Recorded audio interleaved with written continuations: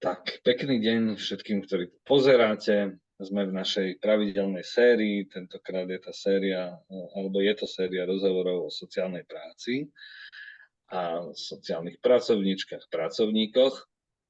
Mám tu vzácneho hostia. Neviem, či ho vidíte, ale určite minimálne siluetu vidíte. A je to, že sa usmieva teraz, vidíte. Volá sa Ríša Tekel a ja svojich hostí, Ríša, nepredstavujem. Poviem, že sa budeme rozprávať o sociálnej práci v rezidenciálnych zariadeniach. To znie tak honosne, to slovo rezidenciálne, čiže pobytové po slovensky. Ale keďže svojich hostí nepredstavujem, tak povedz trošku ty niečo o tebe, o tvojej takej tej profesionálnej ceste, ak sa dá, kým sa pustíme do témy. A možno aj ako súvisí s touto témou pobytové zariadenia. Ale povedz aj viac o sebe. OK, dobre. Takže, dobrý deň, ahojte. Moje meno je teda Ríšo Tekel. Na to, že si ma nepredstavil, tak ten koniec pre túto chvíľu si už povedal, že pracujem v rezidenciálnej starostlivosti, takže môžeme ísť, ale teda pekne po poriadku. Som chalanisko z Liptova, ako sa zvyknem tak sám nazývať, takže pôvodne zo stredného Slovenska. A v podstate rozmýšľam, ty si mi tak aj naznačil, že možno, že čo ma viedlo k sociálnej práci, hej, že aj na to sa ma opýtaš, alebo že je to nejaké také širšie. A aj si mi naznačil, že sa moc nebudeš pýtať, takže ja si poviem, čo chcem. Dobre? Povedz, čo chceš. OK. Mimochodom, môžem ti rovno do toho skočiť, odkiaľ si z Liptova, lebo ja som teda rodený Lipták.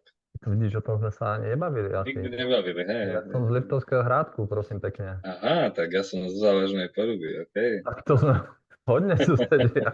Hej. No vidíš, toto je hanba na to, aké roky sa už poznáme celkom, ale dobre.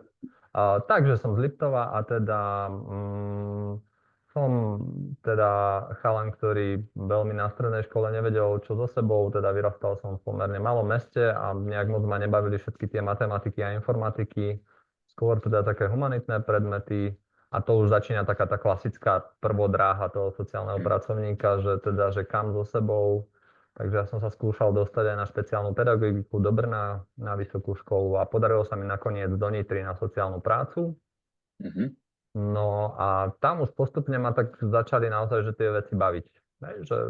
Že ja som mal šťastie, že som mal, že ma zaujala jedna pani docentka toho času, Ľuba Pavelová, týmto ju silno pozdravujem, však asi ju viacerí poznáme. Tak myslím si, že ma počas tej vysokej školy sprevádzala a začala tak akoby ťahať nejakým spôsobom. Takže hneď som sa dostal k pekným praxovým skúsenostiam, že teda začal som pracovať pomerne hodne, alebo skôr tak akoby dobrovoľničiť s abstinujúcimi alkoholikmi už počas tých prvých rokov. V podstate, alebo potom na Liptove som sa venoval praxi, kde som chodil v podstate robiť školskú prevenciu v rámci svojich praxových hodín. My sme mali šťastie, že v tom čase sme v Nitre mali hodne praxe. Že ja som si naozaj odmakal, že už v bakalárskom ročníku som mal veľmi veľa toho za sebou. No a potom tento vývoj išiel so mnou, že v tej Nitre som sa naozaj motal okolo tých abstinujúcich závislých alebo teda užívateľov, neviem ako to presne povedať, v ambulantnej liečbe vtedy, takže Ľuba tam mala celkom pekný klub vybudovaný, ktorý teším sa, že v nejakej podobe aj teraz samozrejme funguje.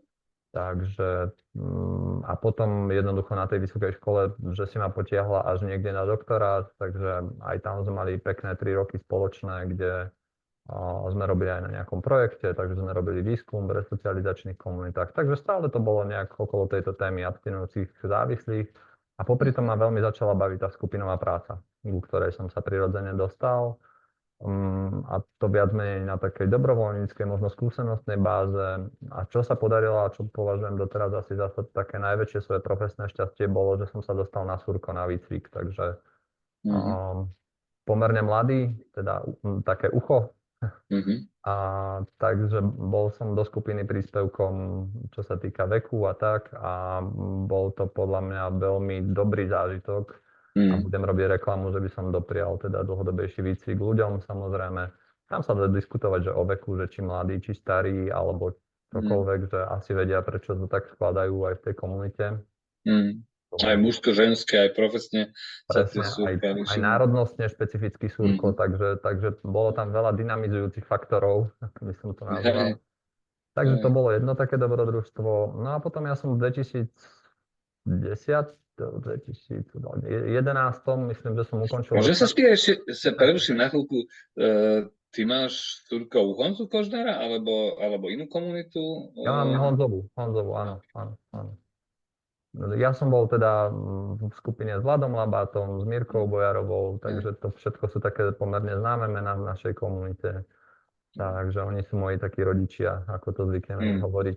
Hej. A, no a potom teda som sa dostal v 2011 po vyštudovaní do Bratislavy nejakou zhodou okolností a začal som robiť pre linku detskej istoty, kde som robil v terénnom tíme, ktorý sa venoval sanácii rodinného prostredia.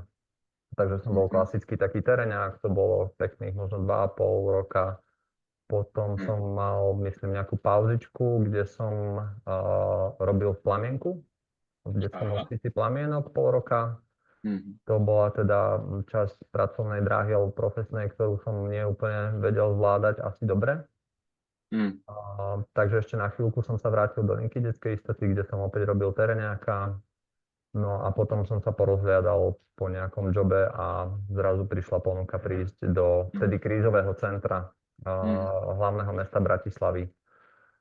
To bolo vtedy, tak sa to volalo, takže začal som fungovať presne v tej rezidenciálnej starostlivosti a už som tu od roku 2015, od februára, pokiaľ si to dobre pamätám, tak teraz. Bude to 10 rokov budúci rok, no, čo nevidieť. Ak dobre rozumiem, tak si mal rôzne skúsenosti v rôznych kontextoch, aj s rôznymi klinickými skupinami, aj so závislými, aj v skupinovej forme hovoríš, napríklad kluby a komunity, ale aj v práci s rodinami, v kontexte ako keby sanácie, hej? Presne tak. Ono to malo všelijaké presahy, že veľa sa Ľuba robila v Nitre s abstinujúcimi, ale hodne robila aj s rodinnými príslušníkmi, čo je tiež akoby super vec. Teda ja to tak považujem odvtedy za super vec. A že tak sa prelinali akoby tie klientely a že vždy to bolo v nejakej podobe aj práca s rodinou. A do toho, aby nuda nebola, tak som od nejakých 8 rokov som ešte robil popri tom aj terénneho sociálneho pracovníka v Harm Reduction v Prime. Tak s Morou Kucharovou, tak to bola ešte taká zábavka popri. Takže ešte do tohto celého... Nedalo ti, hej, proste, keď už tak, poriadne, komplex, keď už tak všetko, hej. Áno, áno, a vždy to bolo nejaké také, že tá Prima ma tak nejak vedela aj vyťahnuť celkom z tých iných skúseností, že mi to pridávalo k tej možno takej pestrofarebnosti, ako počujete, tak vždy som to rád mal také pomerne farebné. Tak aj to bol taký príspevok celkom dobrý, tá Prima, že to bola iná klientela, iný mindset, iné nastavenie na prácu a bolo to pre mňa také pekné obdobie, myslím. Hej, a teda 2015 je ten rok, keď si prišiel do Kryzáku ku vám, hej? Do Kryzáku a odtedy sa vlastne nejak tak intenzívnejšie asi aj my stretávame od tých rokov zhruba. Počas tých štúdií alebo aj rokov praxe prvých, čo ťa to udržalo v tej profesii sociálny pracovník v tom kontexte sociálnej práce? Veľa ľudí totiž to vie sociálnu prácu vyštudovať a potom v nej nepracovať. Veľa ľudí zažíva veľkú fluktuáciu v rôznych pracovných pozíciách, kde sa vykonáva sociálna práca. Odtiaľ je tá moja otázka, že teba to... ako pochopil som, že sú oblasti spolu Plamienok alebo organizácie, kde teda ako keby si bol kratšie, ale niečo ťa tam udržalo. Tak určite možno sa bavíme aj o nejakých vnútorných motívoch, kde ja si myslím, že to niekde začalo v skutočnosti možno už niekde druháku na vysokej škole, tak ako som povedal, že tá Ľuba ma pomerne zaujala. Ja som mal s ňou SPVčko, kde sa mi potvárali možno nejaké osobné veci a už to išlo také, že skúmanie seba samého, že možno v tom mám aj nejaké osobné motívy. A postupne som tak začal so sebou pracovať, skúmať sa, hľadať si možno spôsob, ako prísť v podstate nejakým spôsobom k sebe, možno porozumeniu sebe a tak, takže nejaké terapeutické možno veci sa mi diali, že vyhľadával som možno aj takéto spôsoby, ako porozumieť sebe a svetu okolo seba. Tak možno aj toto bola jedna z takých silných motivácií, plus druhá bola, že mal som pocit, že v tej praxi mi to celkom ide. Že aj v tej školskej prevencii na Liptove, že ma pustili k veľa veciam, akoby, že mal som možno šťastie aj na ľudí, vieš? Že tak akoby, že som videl veci, ktoré možno nie každý mohol, alebo že viem, že veľa priateľov, kolegov, vtedy študentov a študentiek sa stretávali s takým možno nejakým odmietnutím, alebo mali proforma prax. A ja som mal stále šťastie, že sa mi podarilo nájsť niečo, aj čo ma bavilo, aj kde bol dobrý kolektív, aj kde bola zaujímavá klientela, takže a vidíš, že aj tá profesia ma tak akoby smeruje tým smerom, že to, čo ma baví, že mám šťastie, že si tak držím. Jasné. Čiže hej, je to o tej osobnej energii v tom celom, hej? Ja sa usmievam, ja nechcem akože len Ľubu vychvalovať alebo tak, ale že ona presne hovorila veľmi dávno a ja to tak stále mám pre seba, že tí dobrí ľudia dobrých ľudí priťahujú. Že je to taký magnetizmus spoločný, tak tomu by som chcel veriť. A teraz som hrdý, že máme dobrú partiu aj tu v centre, takže zase verím na nejakú energiu a na nejaké to, že tie putá sa vytvárajú a že tie vzťahy sú dôležité v práci. 2015, to bude za chvíľku výročie, 10 rokov. Áno, a ja nie som v tomto centre najstarší. V podstate toto centrum už funguje od roku 2011 a stále sú tu kolegyne a kolegovia, ktoré sú tu od začiatku, čo je výnimočné v tímoch. A to je možno taká téma, s ktorou veľmi často prichádzam do kontaktu. Že tá dlhovekosť v tíme, alebo že čo to prináša, čo to naopak možno, kde to je komplikáciou a tak ďalej, že všetko má svoje pre a proti. Ale teda možno aj toto je zaujímavá téma, keby sme chceli. Stabilita alebo nestabilita tímov, ktoré pracujú v organizáciách. Hej? Presne tak. A zároveň príjmanie možno nových ľudí do tímu, ktorý je pomerne vyspelý a takéto témy, to je tiež... Zdá sa, že ťa to ako keby, že to je živé v tebe aj preto, lebo teda to prezradím už teda, keďže si to neprezradil, ty si v tejto chvíli riaditeľ, hej? Áno. Vediem centrum. Prečo rokom si bol, tak overujem, že či stále. Hej, nepýtal si sa posledný mesiac, ešte teda stále som. Som vedúcim centra, áno, od marca 2023, takže rok aj niečo v tejto chvíli. A predtým si tam teda pracoval na pozícii sociálneho pracovníka. Presne tak. Keby sme mali ísť do tej témy, určite budeme vychádzať z tvojich skúseností z tvojej organizácii, ale rozmýšľam práve nad tým, že ak by to malo byť v sociálnej práci v nejakých pobytových zariadeniach, ako by si ju opísal, čím je špecifická? Rezidenciálna starostlivosť, áno. Áno, a špecificky potom, možno naozaj začneme tým, že ako by si opísal rezidenciálnu starostlivosť a ak ju zúžime potom aj na úlohu sociálnej práce alebo sociálnych pracovníkov, pracovníčov v tomto kontexte. To je pomerne naozaj široká téma, že asi závisí od toho, že aká je tá rezidenciálna starostlivosť, na akú klientelu smerovaná. Ja môžem teda hovoriť o deťoch s rodinami, pretože ideme podľa 305 zákona o sociálno-právnej ochrane a v podstate veľmi jednoducho robíme, keďže sme mestské zariadenie, tak my máme právo robiť v podstate len pobytovú starostlivosť na dohodu. To znamená na nejakú zmluvu s klientom a na odporúčanie orgánom sociálno-právnej ochrany. Takže to je možno taký ten základný rámec, aby sme si rozumeli, že v čom im môžeme robiť a z čoho môžeme vychádzať. Väčšina našich klientov sú naozaj deti s rodičmi. Na schvál to formulujem takto, že my príjmame v podstate do zariadenia dieťa a s ním rodiča. Že keby sme chceli byť presnejší, tak je to nejaký paragraf 47 odsek 5. Takže to je v podstate jediné, čo môžeme akoby vykonávať tým, že sme mestské zariadenie. No a s tým súvisí práve mnoho špecifík práce v tomto zariadení alebo v našom zariadení. A máme šťastie, si myslím, že tými rokmi si môžem povedať na prvú, že celá tá práca je o multidisciplinárnom týme. My príjmeme rodinu, ktorá niekde sa to píše, že je to OK, niekde nie OK, ale teda skúsim to pomenovanie, že multiproblémovú rodinu, alebo teda rodinu, ktorá má náročnú životnú situáciu, častokrát je v akutnej kríze, takže tých problémov, ktoré prídu s rodinou, je veľmi veľa. Hej? A potom tu môžeme hovoriť o otázke samostatnosti, nesamostatnosti toho klienta. Budem o klientovi hovoriť ako o rodine, alebo a tak všeobecne rodina, dieťa, dospelý. Dobre, že verím, že to dokážeme identifikovať spoločne. Takže naozaj to, čo nám prichádza do zariadenia, toho je veľmi veľa naraz zrazu s každou rodinou. A že to je presne podľa mňa také základné špecifikum. Druhým špecifikom je možno časové obmedzenie, že ten pobyt tu v zariadení je krátkodobý a strednodobý, dajme tomu, to znamená do pol roka v praxi. Takže je to obdobie, kde si uvedomujeme veľmi potrebu intenzívnej a takej viac smerujúcej práce. To znamená, že naozaj je tu veľa odborníkov. V zásade hovoríme o multidisciplinárnom tíme, ktorý tu funguje, o nejakej prípadovej sociálnej práci, keď sa bavíme o sociálnej práci.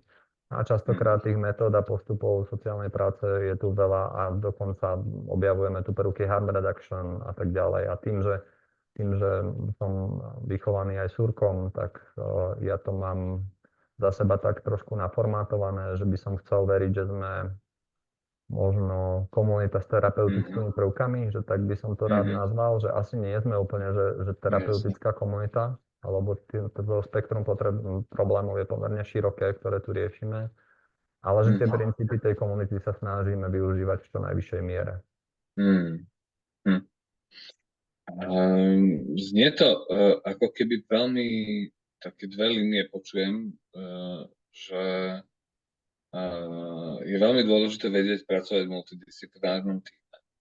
A tá druhá línia je, že tá variabilita tých metód v kontexte sociálnej práce v rezidenciálnom zariadení, minimálne v tom vašom, je široká. Od prípadovej práce až po vlastne vedenie komunity, možno v mieste rovno terapeutická komunita, ale komunita s terapeutickým prvkom. Presne tak, že tá šírka tých kompetencií, ktoré tu sociálny pracovník má, je pomerne veľká.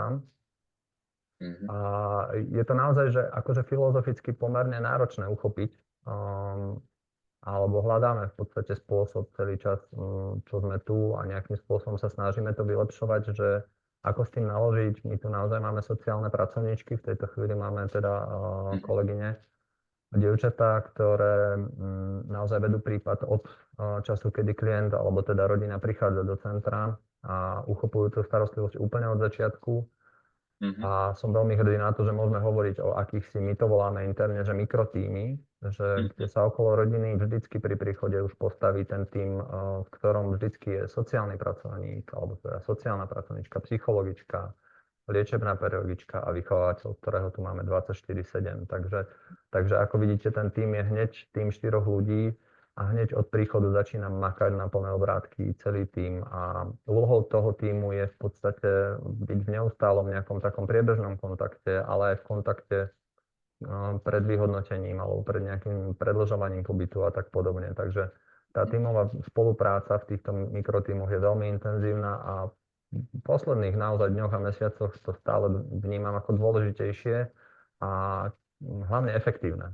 Myslím si, že je to stále proces, ktorý sa učíme. Možno, že teraz pracujeme presne na nejakej štandardizácii týchto postupov, ale veľmi sa teším, že ten tým do toho išiel a že mám aj spätné väzby, že je to vec, ktorá funguje. To znamená, máme naozaj manažera prípadu, ktorým je sociálny pracovník a ten si akoby veľmi jednoducho najíma v podstate tých svojich kolegov na určité činnosti. To znamená, že to plánovanie je klasicky, veď ono vychádza nakoniec aj zo zákonných noriem, že my nejakým spôsobom plánujeme sociálnu prácu v zariadení, ale celkové prácu s klientom.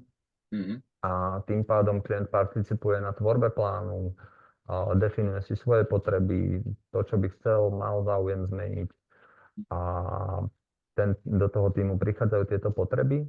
Zároveň, aby to nebola taká nuda, tak to trošku skomplikujem, že samozrejme my sme zariadenie sociálno-právnej ochrany a našim účelom je chrániť dieťa a jeho záujmy.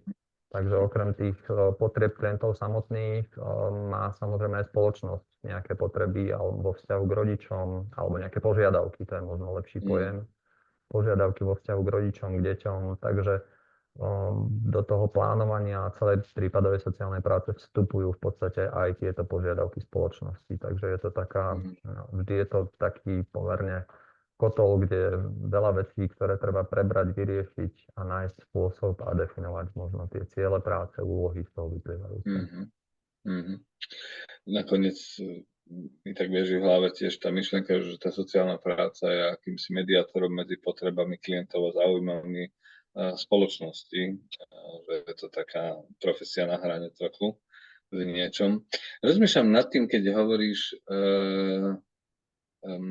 že čo je ten zmysel alebo to poslanie teda toho vášho zariadenia. Viem si predstaviť, že každé to pobytové zariadenie či už funguje na princípoch terapeutickej komunity, alebo funguje, ja neviem, úplne klasicky režimovo, má nejaké zameranie, nejaký fokus, inak to je v klasickom, ja neviem, detskom domove v CDR-ku, inak to je možno v krízaku bývalom, čo ste vy, inak to je v liečebno-výchovnom, ja neviem, sanatóriu, alebo diagnostiaku, je veľa tých typov, nakoniec inak je to možno v nemocnici, inak pre edukačke. Rozmýšľam, že inak v resoci. Rozmýšľam, že v čom je to teda, to je to vaše poslanie, to je ten váš fokus. To má byť inak po tom čase pobytu klientov u vás.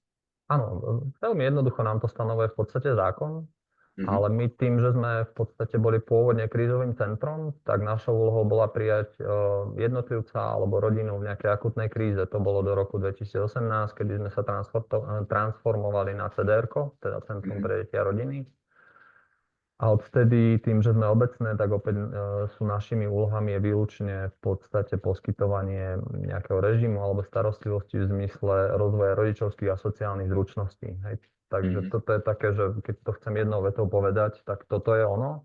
A za tým je presne ten systém, o ktorom hovorím, že je veľmi jednoduché si vyložiť ten nácvik sociálnych a rodičovských zručností mnohými spôsobmi a za tým sa môže ukrývať veľa cieľov a veľa úloh. To je to, o čom hovorím, že tá rodina sem prichádza vo veľmi náročnej životnej situácii a my vidíme, možno symptomaticky veľmi často hovoria tí ľudia, keď prichádzajú, že nemajú bývanie, že to je ich akoby jediný problém, len preto hovorím symptomaticky, že to je jeden príznak tých nedokonalostí v rodičovských alebo teda sociálnych zručnostiach. Že za sociálnou zručnosťou môže byť v podstate čokoľvek, že je to zadlženosť rodiny alebo neschopnosť nejakým spôsobom zabezpečiť základné životné potreby alebo vyššie potreby dieťaťa. Vždy sa bavíme stále o potrebách dieťaťa v konečnom dôsledku. Áno? Že toto je niečo, na čo tu pamätáme v tomto centre a nad čím premýšľame vždy, keď plánujeme, vždy, keď sa rozprávame s dospelákmi, tak vždy je tou témou, čo potrebuje vaše dieťa. Áno? Alebo keď sa pýtame seba, ako nejakým spôsobom tí, čo obhajujú záujmy spoločnosti o vzťahu k deťom, tak tiež sa pýtame, že čo spoločnosť by potrebovala, aby ten rodič dokázal, aby to dieťa dokázalo fungovať. Trošku komplikované otázky, ale teda... Ale dôležité. Toto je v podstate realita. Ale stále tu máme akoby v hlave niekde vzadu tým, že ten tím je tu pomerne stabilný a že premýšľame nad tým aj, že čo s tou rodinou v kríze. Vieš, že na jednej strane nám ten zákon hovorí, že akutná kríza je dôvodom na prijatie, na druhej strane celý ten proces prijatia je pomerne komplikovaná záležitosť, kde musíme očakávať nejaké odporúčania od orgánu sociálno-právnej ochrany a tak podobne. Čím sa proces predĺžuje a tá kríza v podstate nie sme schopní na toľko pokrývať možno tú akutnosť krízy. Takže to nie je, že sa sťažujem, to je len niečo, nad čím možno treba uvažovať aj vo vzťahu k tým politikám a podobne. Hej, že to je možno tiež taká zaujímavá téma, ktorá... Aby sa veci diali vtedy, keď sú vlastne indikované, aby sa diali. Presne tak, hej, že my nemáme čas čakať 2 dní na odporúčanie alebo niečo. A to je zaujímavé, že aj tí profesisti, kolegovia zo sociálno-právnej ochrany majú častokrát také, že nám zavolajú v sobotu večer. Takže teraz máme ten problém a my máme byť tí riešitelia. Ale tá zodpovednosť je v podstate na tých ľuďoch, ktorí píšu odporúčania. Hej, takže je to taká zaujímavá téma a my sa s tým snažíme pracovať a snažíme sa tú krízu nejakým spôsobom pokrývať. Sme na to zvyknutí. Ale v tejto chvíli naozaj, že máme obmedzené asi kompetencie. Takže tá sociálna práca a tie ciele nejaké máme jasné v zákone a niečo je také implicitné, možno naše nutkanie by som to Hej. prehodil. Hej, nakoniec si to povedal s tou definíciou, že keď sa stretávate s rodinami, ktoré sú mnoho problémové, tak je tam mnoho cieľov v konečnom dôsledku, už aj v tej Presne tak. krízovej fáze, keď ste s tou rodinou. Zároveň mi to tak znie, že si spomenul tú multidisciplinárnu spoluprácu vo vnútri tej organizácie, ale vediete to v tom myslení zo skúseností, že je dôležité pre vás kooperovať pravdepodobne aj s inými aktérmi v tom ako keby sociálnom poli, dajme tomu, hej, že počujem, že spomenú si napríklad SPOčku.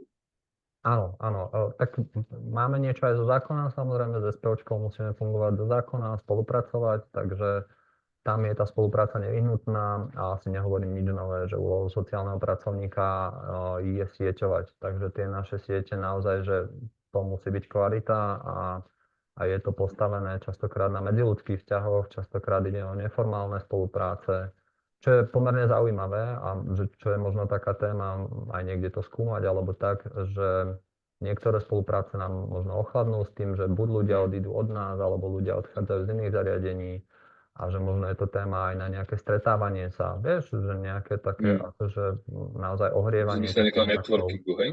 Áno, presne tak. Takže tie siete sú nevyhnutné pre prežitie naše, ale aj pre prežitie tých samozrejme rodín, ktoré tu máme. Ja sa veľmi teším, že tie väzby dokážu fungovať a že tu v tomto mikroprostredí Bratislavy, trúfam si povedať, že je to stále mikroprostredie, tých organizácií, tak že tu máme parťákov, ktorí sú ochotní s nami spolupracovať, s ktorými funguje veľmi dobrá výmena a s ktorými sme, ja to tak hovorím, že medzi nami, že kamoši, takže pozdravujem našich, ale dokonca sa teším so spoluprácami zo Žiliny, teším sa s tým, že vieme o sebe v Nitre, že vieme o sebe v rôznych organizáciách, že máme za sebou rôzne túr po celom Slovensku. Takže vždy je to o objavovaní a objavujeme sa navzájom.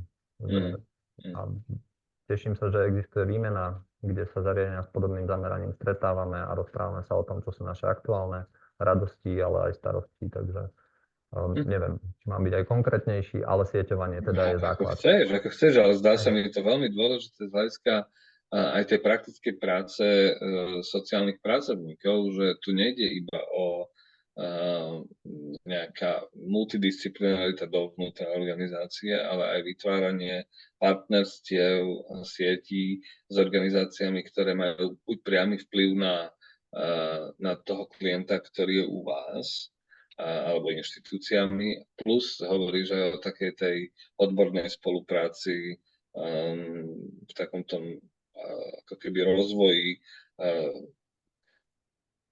v podobných systémoch alebo podobných organizáciách. Áno, ja si myslím, že akože zase to má viacero rovín, že je dôležité brať do úvahy aj tú klientskú rovinu. Častokrát prichádzame do situácií, kedy musíme hľadať iné spôsoby riešenia pre klienta, že my nie sme zhodní alebo nevieme zabezpečiť potreby klienta, ktoré aktuálne má. Takže našou úlohou je vo veľkej časti aj distribúcia. My denne dvíhame veľa telefonátov, kde v podstate identifikujeme, že my nie sme schopní nejakým spôsobom poskytnúť, alebo tí ľudia chcú inú radu, tak veľmi často ich sieťujeme tým, že zavolajte niekde inde, skúste tam a podobne. Hej, že našim zameraním napríklad nie sú primárne ženy, ktoré zažívajú násilie. Ale to neznamená, že ich tu nemáme, len teda sú tu špecialisti na to, ako je brána do života, dúha, bezpečný ženský dom a podobne. Takže samozrejme, aj my zažívame týchto klientov, ale keď viem, že sa dá pomôcť inak a lepšie, tak samozrejme, že tá distribúcia u nás prirodzená. Že ja mám taký pocit, že niekedy sa nám na Slovensku deje, že máme potrebu tak pretekať a že možno, že nám to robia aj tí naši donorí alebo tí ľudia, ktorí nás financujú. Mne sa možno machuje, lebo sme mestská organizácia rozpočtová, ale že mnohí ľudia majú tendenciu, že my musíme pretekať, alebo tak. Hej, že aby sme toho klienta mali, aby sme mali peniažky, aby sme mohli prežiť a tak ďalej. Že taký ten mindset trošku filozoficky niekedy pokrývkáva v tomto. Že ja sa snažím tvrdiť a stále hovoriť a obhajovať tú myšlienku, že našou úlohou nie je byť plný. Našou úlohou je byť pripravený. Hej? A že veľmi myslím na našich priateľov a partnerov, ktorí ktorí často, keď nemajú obsadené lôžko, tak proste nemajú peniaze. A že sú pred dilemami, či niekoho vyhodiť, alebo ako redukovať službu. A to sú také témy na mnohých rovinách, že No jasné. buďme kamoši a buďme partneri, že toto nie je priestor, kde by sme mali zvádzať nejaké súboje o financie. Absolútne. Tak ja sa teším, že mám kamošov, ktorí to takto vidia a že Hej, sme v tej spolupráci hej, spolu. hej. Ja som v zásade veľký odporca takého neoliberálneho diskurzu, že vlastne len konkurencia pomáha zvyšovať kvalitu. Nemyslím si to. Že partnerstvo sa nezakladá A iba na tomto, na rivalite. počúvaj, ale Na že reálnosti. v sociálnej oblasti ja som presvedčený o tom, že my budujeme synergické týmy. Vieš, že našou úlohou je poskytovať lepšie služby nie na princípe konkurencie, ale na princípe spolupráca, synergie tých vecí, ktoré fungujú. Hej, že ja sa nebudem, alebo máme klientov, ktorí proste pracovali na násilí s inými kolegami, hej, s Aďou Havaškou, alebo proste, že keď mám pocit, že na to nemáme, tak sa snažíme dohodnúť na tom, aby sme sa podelili o tie služby, alebo vyhybať sa naopak duplicitám, lebo to je zase ďalší problém z inej strany, iný extrém, že tí klienti častokrát používajú viacero služieb a potom sa časom dostávame k tomu, že existujú duplicity. Takže to je o tom, že ten systém má byť synergický a týmto spôsobom pomáhať. A to je rozdiel medzi korporátmi a nejakými firmami a možno, že sociálnou oblasťou. Že ja si za týmto budem vždy stáť a vždy budem k spolupráci prizývať týmto spôsobom. Ďakujem, že to hovoríš aj na makroúrovni, lebo teda tá sociálna práca sa mi zdá ako fascinujúca disciplína práve tým prepojením mikro a aj makro sveta. Jednak tých ľudí, ale vo finále aj ako keby organizácií, ktoré pomáhajú tým ľuďom. Chcem sa ťa spýtať, čo si toto všetko hovoríš o takých, dobre, 3 pilieroch, ktoré sme sa chvíľku venovali práve tej makroúrovni a rozvoju na tej organizačnej úrovni, alebo vytváraniu služieb na tej systémovej úrovni. A keď sa vrátime k tomu, že sme najmä hovorili o tom, že jeden ten pilier je terapeutická komunita alebo komunita s terapeutickými prvkami, aby sme fakt neboli úplne prísni. A ten druhý pilier je prípadová sociálna práca. Čo si to vlastne vyžaduje, aké nároky si to vyžaduje alebo kladie na toho sociálneho pracovníka, pracovníča?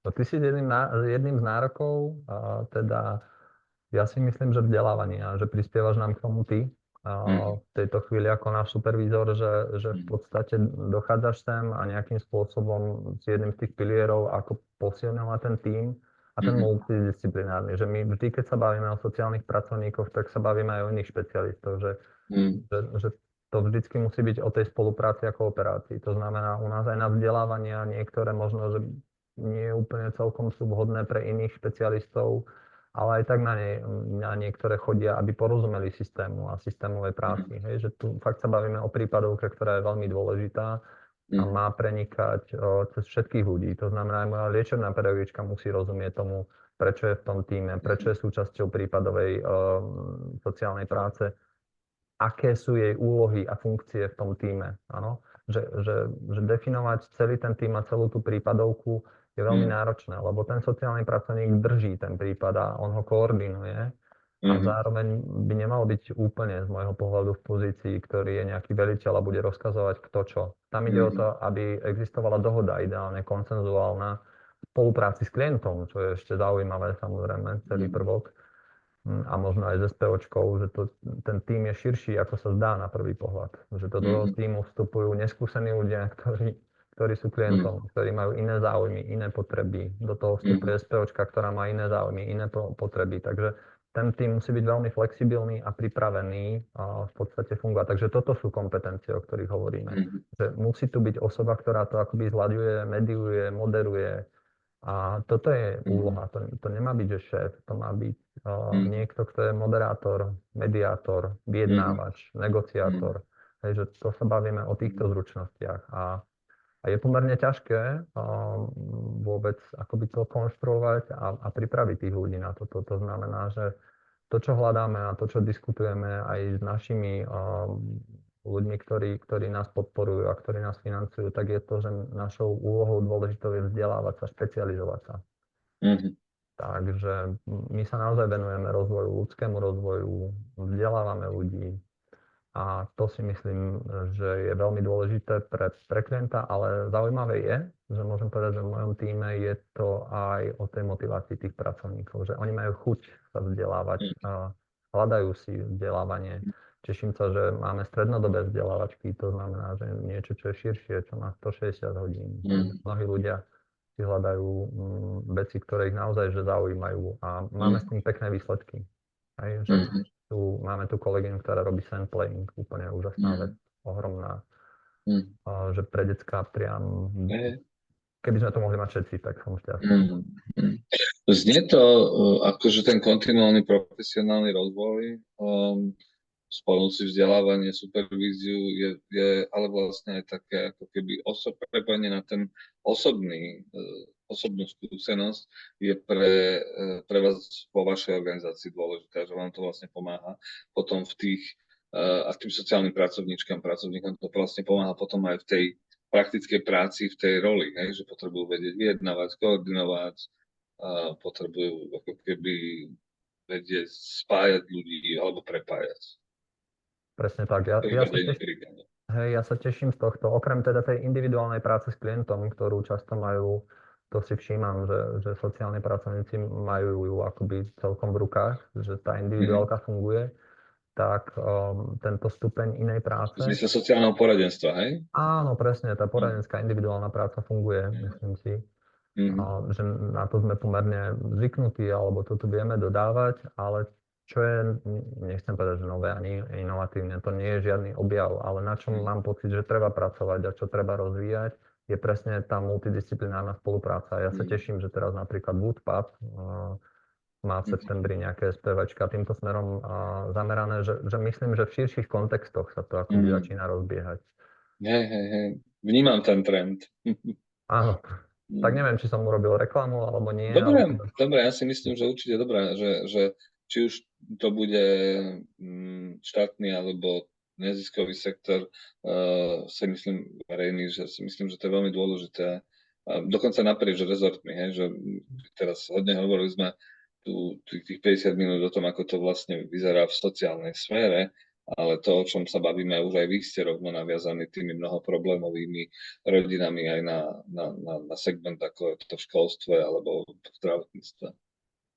No jasné, školstvo je ďalšia téma, zdravotníctvo je ďalšia téma, že tá spolupráca samozrejme aj vonku z týmu alebo externá nie je vždy jednoduchá. Samozrejme, to sa bavíme o tom, ako by malo byť ideály, to znamená, s problémami sa samozrejme stretávame.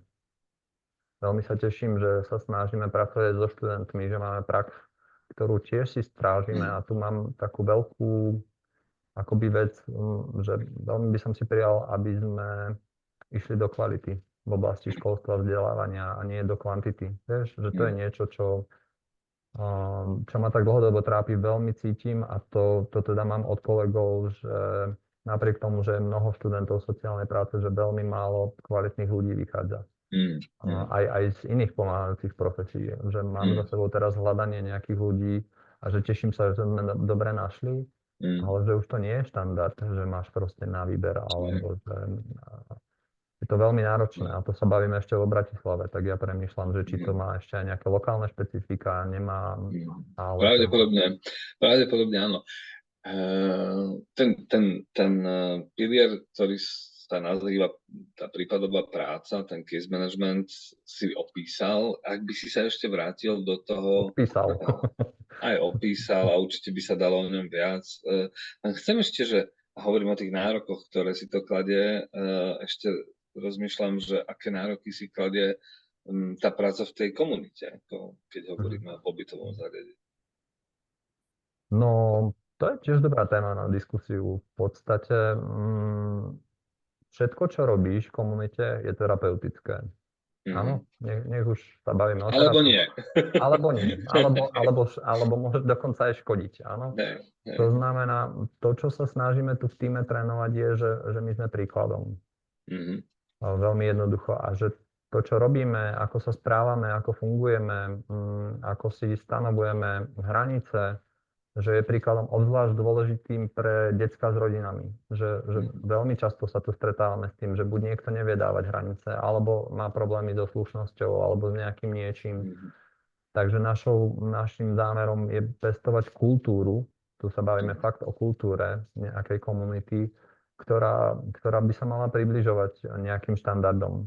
Niečomu, čo stále môžeme považovať ako niečo, čo je v poriadku. A je to veľmi náročné, keď tu zažívame prípady, ktoré akoby sú mimo to, čo považujeme za niečo, čo je v poriadku. Hej, že stretávame sa tu bohužiaľ aj s agresiou, aj teda s užívaním látok a podobne. Takže to sú všetko výzvy, ktoré pred sebou máme.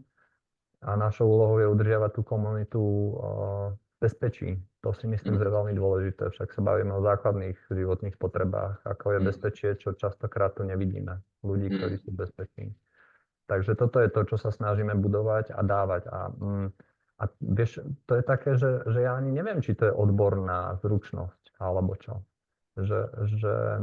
Skôr o ľudské, hej? Hej, alebo že ako sa to dá naučiť. Ja nad tým premyšľam, že či sme sa to niekde na vzdelávaní učili, alebo proste ten tým je tak vyspelý, že to vie proste poskytnúť tým svojim existovaním. Hej, že myslím si, že to cieľové zameranie a celá tá kultúra centra by mala byť presne o tom, že dodáme ten pocit bezpečia a toho, že tí ľudia môžu prežívať svoje pocity a v bezpečnom prostredí. A to neviem, či je niečo, ak sa pýtaš na to, že či sa to dá naučiť, alebo nejakým spôsobom vytrénovať. Dá sa k tomu spieť, alebo dozrieť, alebo ako by som to nazval. Že neviem porať. Ak máš nejakú metódu na to, daj sem. Hej, neviem, či má metódu jednu, ale teda hovoríš o tom, že tá kvalita toho personálu, ľudská kvalita toho personálu vie vytvárať potom aj tie skúsenosti pre klientov, kde sa oni môžu cítiť bezpečné. A tak budujete vlastne ten zážitok toho, že tam niekto patrí v tej komunite.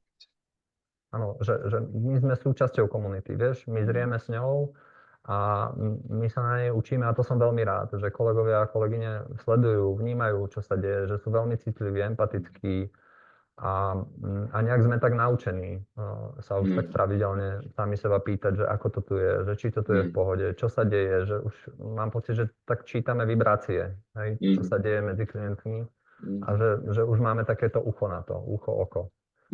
A to asi bez skúseností a možno nejakého nastavenia osobnostného sa veľmi ťažko robí.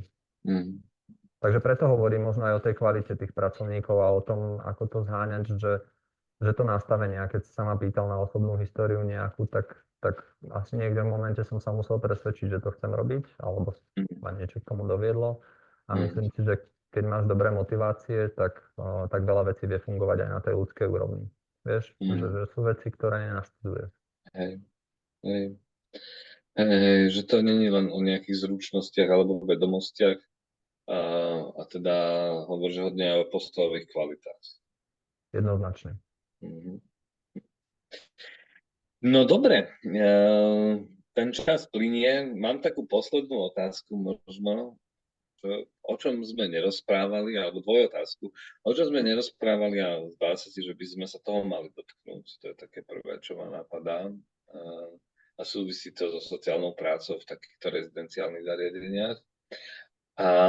A rozumiem teda, že počujem, že samotná sociálna práca netvorí iba, to je len jedna z častí. Hej.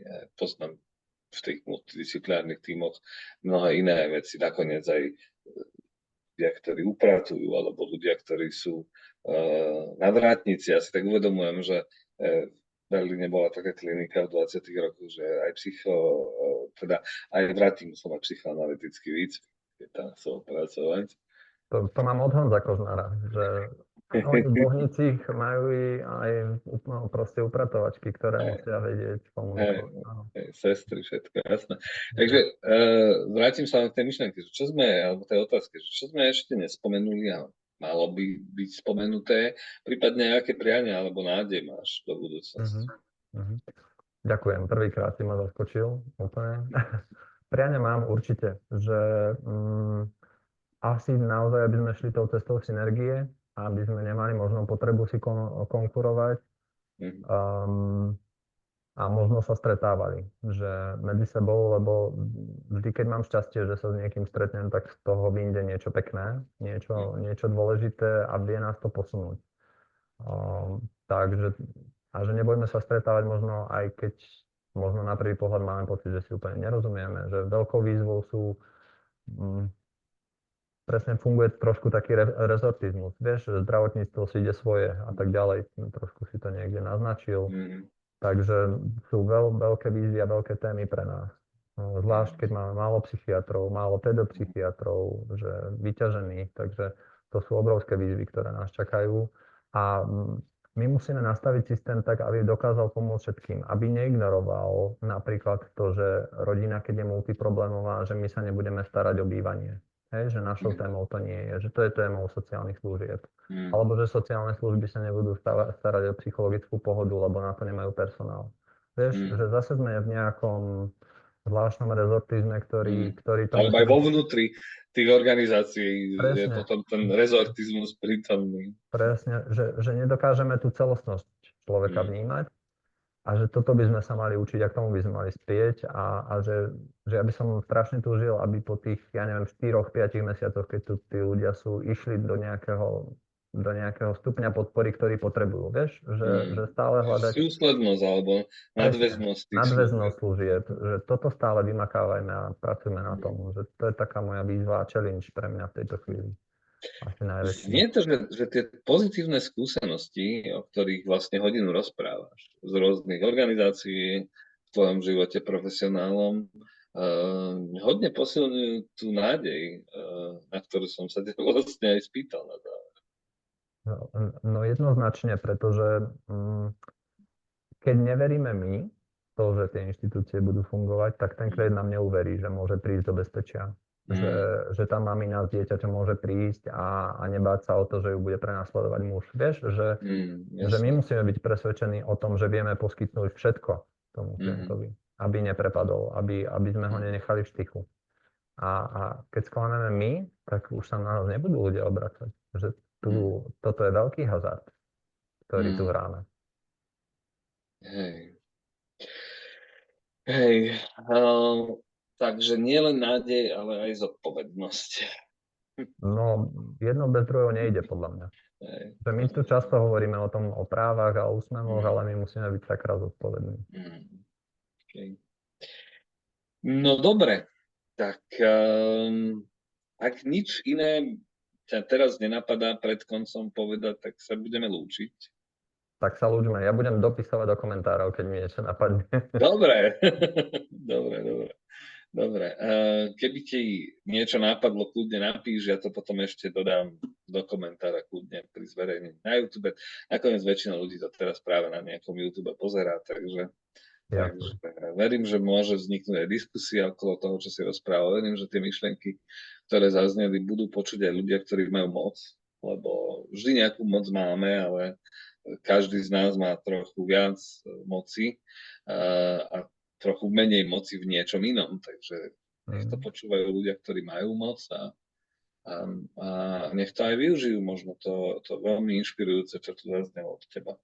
Ideálne nech to využijú v prospech klienta, dobre? Lebo moc sa dá rôznym spôsobom využívať, takže verme a buďme presvedčení, že to môže fungovať. Ja tomu verím.